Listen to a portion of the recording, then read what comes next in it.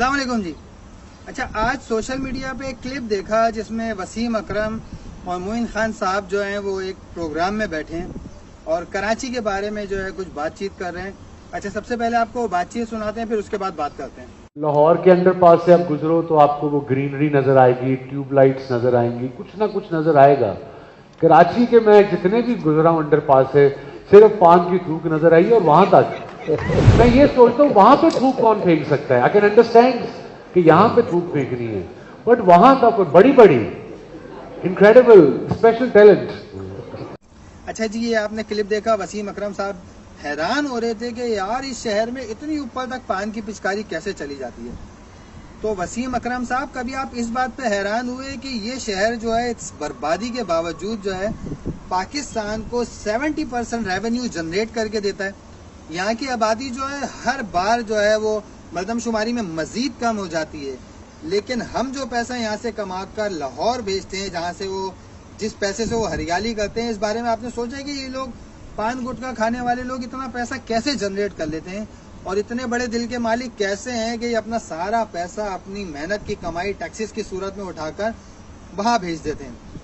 वहां से सारे लोग जो है वो अपने जानवर लेकर यहाँ आ जाते हैं और बोलते हैं हमसे खरीदो, आपकी ईद आई है। वहां से बाल काटने वाला भी, पंजाब में भी लोगों के बाल कटते होंगे, वहां से बाल कटने वाला नाई जो है वो यहाँ आके दुकान खोलता है कि नहीं भाई कराची वाले ज्यादा पैसे देते हैं। वहां से तेल की 4 बोतलें उठाकर जो है वो शहर से उठ के यहाँ पे कराची आ जाते हैं कि नहीं यार यहाँ अच्छे पैसों में लोग मालिश कराते हैं। तो हैरान होने के लिए बहुत सारी बातें हैं। पंजाब से एक ठेले वाला उठता है, जबकि वहाँ पे भी सब्जी गोश्त खाया जाता है, लेकिन वो कराची आके ठेला लगाता है। पंजाब वजीरिस्तान से जो है वो एक मोची उठ के आता है जो यहाँ आके लोगों के जूते सीता है। अफगानिस्तान से लोग उठ के जो है कराची के अंदर आके बस जाते हैं। तो कभी आप हैरान हुए कि इस शहर में ऐसी क्या बात है जो सारे लोग इस बर्बादी के बावजूद जो है वो इस शहर में आके बसते हैं, यहाँ हलाल रोजी कमाते हैं और उस रोजी को कमाने के बाद शाम को इजी पैसा कर देते हैं। पाकिस्तान के कोने कोने से उठ के फकीर जो है वो शहर कराची में आ जाते हैं और यहाँ से कमाने के बाद शाम को पैसे इजी पैसा कर देते हैं। तो हैरानी की बात जो है वो ये पान की पिचकारी ऊपर होना नहीं है, हैरानी की बात ये है कि ये शहर कैसे आज तक पाकिस्तान को 70% रेवेन्यू जनरेट करके दे रहा है इस बुरी हालत में भी, जबकि यहाँ के लोगों को गवर्नमेंट जॉब भी नहीं मिलती है, यहाँ के लोगों को कोई फैसिलिटीज भी नहीं मिलती है।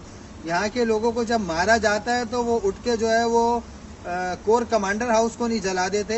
यहाँ के लोग जो है खामोशी से बर्दाश्त करते हैं, हर तरह का जुल्म सितम बर्दाश्त करते हैं। आपको ये नजर नहीं आया, आपको सिर्फ ये नजर आया कि यार मैं शौक हूँ कि पान की पिचकारी इतनी ऊपर तक कैसे जाती है।